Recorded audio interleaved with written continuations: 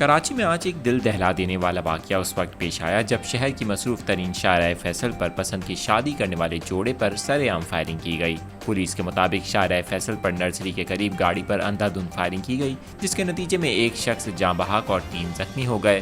Police نے بتایا کہ کار میں سوار خاتون کے علاوہ 3 افراد بھی موجود تھے۔ فائرنگ کے نتیجے میں ایک شخص جاں بحق اور 3 زخمی ہو گئے، جنہیں جناح ہسپتال منتقل کر دیا گیا۔ پولیس کا کہنا ہے کہ فائرنگ سے وسیم نامی شخص موقع پر جاں بحق ہوا، جبکہ زخمی ہونے والوں کی شناخت کوثر، منیر اور نصیر کے ناموں سے ہوئی ہے۔ ابتدائی اطلاعات کے مطابق یہ افراد عدالت سے واپس گھر جا رہے تھے جس وقت نامعلوم افراد نے ان کی گاڑی پر اندھا دھند فائرنگ کر دی۔ ایس ایس پی کے مطابق فائرنگ کا واقعہ بظاہر غیرت کے نام پر قتل لگتا ہے۔ وسیم اور کوثر کی حال ہی میں پسند کی شادی ہوئی تھی۔ ان کے ہمراہ رینٹ اے کار کا ڈرائیور اور وسیم کا دوست بھی تھا۔ یہ دونوں افراد اس واقعے میں زخمی ہوئے ہیں۔ پولیس نے مزید بتایا کہ کوثر بروہی کے والد اور بھائی اور دیگر افراد نے فائرنگ کی۔ واقعے کی مزید تحقیقات بھی کی جا رہی ہیں۔